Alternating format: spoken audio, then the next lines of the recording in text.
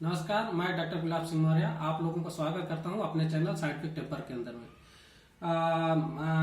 आज हम आप लोगों के लिए लेके आए हैं एक इंटरेस्टिंग एक्सपेरिमेंट जो कि बर्नौली थ्योरम पे आधारित है। तो अब हम ये पहले जानते हैं कि बर्नौली थ्योरम आखिर में है क्या। तो बर्नौली थ्योरम असल में ये है कि प्रेशर एनर्जी और काइनेटिक एनर्जी और पोटेंशियल एनर्जी का जो जोड़ होता है वो हर जगह कांस्टेंट रहता है किसी सिस्टम के लिए। तो अगर हम कोई भी एक्सपेरिमेंट एक ही हाइट पे करते हैं तो उसका पोटेंशियल लगभग बराबर रहता है। तो अब हमारे पास अगर पोटेंशियल को कांस्टेंट मान लें तो प्रेशर एनर्जी और काइनेटिक एनर्जी का योग जो है हमेशा कांस्टेंट होना चाहिए। अब काइनेटिक एनर्जी चूंकि वेलोसिटी पे डिपेंड करती है हाफ mv स्क्वायर पे, तो इसलिए प्रेशर एनर्जी और वेलोसिटी पे हम लोग ये कर सकते हैं। तो जहां पर वेलोसिटी बढ़ेगा वहां पर प्रेशर कम होगा और जहां पर प्रेशर कम होगा वहां पर वेलोसिटी बढ़ेगी।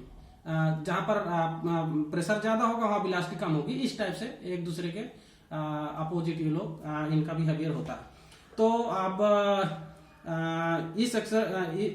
इसको समझने के लिए हम दो एक्सपेरिमेंट आप लोगों को दिखाएंगे। तो पहला एक्सपेरिमेंट ये है।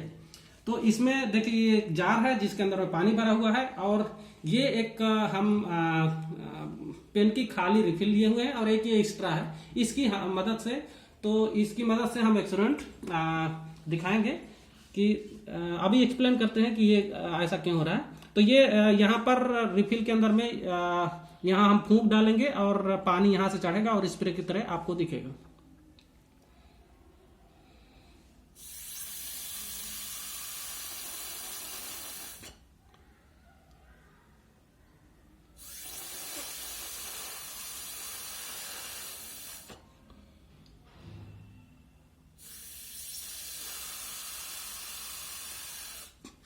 तो ये इसमें इस रिफिल के अंदर में या इस पाइप के अंदर में वाटर ऐसे चढ़ा और यहाँ पर से स्प्रे की तरह दिखा। इसमें ये एक्सपेरिमेंट आप लोगों ने देखा।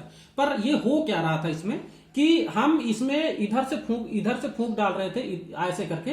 तो यहाँ पर इसके सरफेस पे जो है बहुत ज्यादा स्पीड में हवा ऐसे मूव कर रही थी। तो स्पीड में हवा के मूव करने की वजह से यहां पर का प्रेशर काफी कम हो गया। तो जिसकी वजह से कि इस कैपिलरी के अंदर या इस पाइप के अंदर में जो हवा है वो इस रिलेटिवली उसका प्रेशर ज्यादा हो गया। तो ये प्रेशर ज्यादा होने की वजह से यहाँ की हवा ऊपर गई और फिर यहाँ की हवा जब ऊपर गई तो इसकी जगह लेने के लिए यहाँ का हवा यहाँ आई, यहाँ की हवा यहाँ आई और फिर इसके बाद से जब यहाँ जगह नहीं बची तो यहाँ का पानी ऊपर चढ़ने लगा और उसका ऊपर वाली हवा का जगह लेना शुरू कर दिया। ऐसे चढ़ते गया और ऊपर से फिर वो हवा की स्पीड में वो छोटे छोटे पार्टिकल्स में टूट करके स्प्रे की तरह निकलने लगा। तो इसी तरीके का यही तमाम तरीके के जो कंसेप्ट है यूज करके तमाम तरीके के स्प्रे में यूज किया जाता है। जैसे कोरोना काल में हम लोग सैनिटाइजर का यूज कर रहे थे और उसके लिए स्प्रे मशीन ले रहे थे। और इसके अलावा जैसे वाटरिंग के लिए माली लोग यूज करते हैं स्प्रे मशीन। और इसके अलावा होली के दिनों में बच्चों के खेलने की पिचकारियां वगैरह भी यूज की जाती हैं। वो भी उनके पीछे का भी कंसेप्ट यही होता है। और चलिए हम एक एक्सपेरिमेंट और दिखाते हैं आपको। ये है देखिए मोमबत्ती हम लिए हुए हैं और इसको मोमबत्ती हम जला रहे हैं।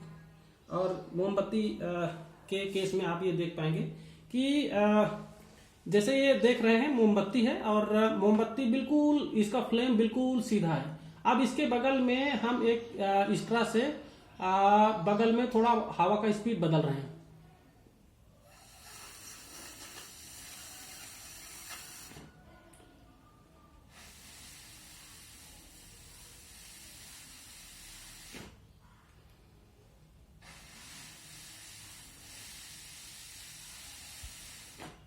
तो आप लोग देख पा रहे होंगे कि जैसे मैं यहाँ पर इस तरह से हवा की स्पीड ऐसे बदल रहा हूं तो यहाँ पर वेलोसिटी बढ़ जा रही है। जैसे ही वेलोसिटी बढ़ रही है तो यहाँ का प्रेशर बढ़ जा रहा है, वो प्रेशर कम हो जा रहा है। तो यहाँ पर हवा की स्पीड जैसे बढ़ रही है वहां पर प्रेशर कम हो जा रहा है और इसकी अपेक्षा रिलेटिवली यहाँ का प्रेशर ज्यादा है जिसकी वजह से पूरा पूरा फ्लेम इधर तरफ झुक जा रहा है। तो ये फ्लेम नहीं होता तब भी यहाँ की हवा इधर की तरफ मूव करती, लेकिन हम देख नहीं पाते। तो ये एक्सपेरिमेंट का दिखाने का ही कारण है कि ये फ्लेम जो कि आपको दिख रहा है, तो जैसे हवा हम फूंक रहे हैं वैसे वो फ्लेम उस तरफ झुकने लगती है जिधर हवा की स्पीड ज्यादा है। तो इसी तरह के तमाम घटनाएं हैं जो बर्नौली थ्योरम पे आधारित हैं। तो जैसे कि हम एक घटना देखते हैं, जब बच्चे लोग जो है किसी मेले में जाते हैं तो एक फव्वारा दिखाया जाता है। फव्वारे में पानी लगातार ऊपर की तरफ उठता जाता है और एक छोटा सा जो है प्लास्टिक का बाल उस गेंद उसमें छोड़ दिया जाता है, जो कि ऐसे ऐसे फव्वारे के साथ ही घूमते रहता है और गिरता नहीं है। तो होता क्या है कि हाई स्पीड में जब वाटर ऊपर की तरफ चढ़ता है तो उसमें क्या होता है कि हाई स्पीड की वजह से वहां पर प्रेशर कम हो जाता है, और प्रेशर कम होता है और उसके बगल में वातावरण का या हवा का प्रेशर ज्यादा होने की वजह से बाल को ऐसे धक्का दिए रहता है और उसके सरफेस से चिपकाए रहता है। तो बाल लगातार ऐसे ऐसे घूमते रहेगा या ऐसे ऐसे इसी के सरफेस पे घूमते रहेगा, लेकिन गिरेगा नहीं।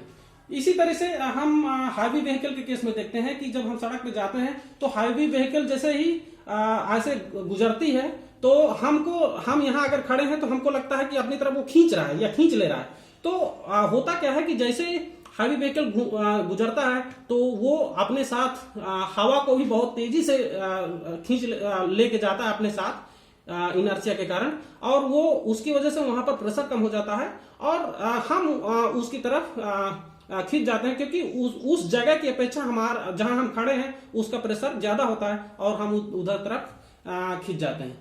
इसी तरीके से हम ट्रेन के केस में भी देखते हैं। तो जैसे ट्रेन अगर जा रही है उसके बगल में पटरी के बगल में खड़े हैं तो जैसे हाई स्पीड में ट्रेन जा रही है तो क्या होता है कि लोग मतलब उसकी तरफ झुक जाते हैं, और कभी कभी इस तरीके की घटनाएं भी हो जाती हैं कि जिससे कि आदमी ट्रेन के नीचे आ जाता है और दुर्घटना हो जाती है। तो इसीलिए कहा जाता है कि ट्रेन की पटरियों से थोड़ा दूर खड़े होना चाहिए। तो इस तरीके के तमाम हमारे घटनाएं हैं। जैसे एक घटना और है आंधी की घटना। जब आंधी चलती है तो जैसे ये छप्पर है, तो आंधी चलती है तो ऊपर में से हवा बहुत तेज से गुजरती है और हवा का स्पीड ज्यादा होने की वजह से यहाँ पर प्रेशर कम हो जाता है और रिलेटिवली उसके नीचे प्रेशर ज्यादा होता है, जिसकी वजह से छप्पर अपने आप ही उठ करके ऊपर उड़ जाता है और हवा की स्पीड में उड़ जाता है। तो आंधी के दिनों में गांव के छप्पर या झोपड़ियां जो है उड़ जाने के पीछे का भी यही कारण है। इस एक्सपेरिमेंट को दूसरे तरीके से आप ये भी देख सकते हैं, अगर आप अपने यहाँ घर में करना चाहते हैं तो एक ब्लोअर है, ब्लोअर को छोटे छोटे पेपर रख करके उसके ऊपर से ब्लोअर चलाइएगा तो पता चलेगा कि पेपर ऐसे उड़ने लगेंगे। तो उसके पीछे का भी कारण यही है। इसी तरह से तमाम तरह की घटनाएं हैं जो बर्नौली थ्योरम में बर्नौली थ्योरम से जिनको एक्सप्लेन किया जा सकता है। उसमें मेन कंसेप्ट यही है कि जहां पर वेलोसिटी ज्यादा होगी वहां पर प्रेशर कम होगा। और इस एक्सपेरिमेंट में इतना ही। नमस्कार।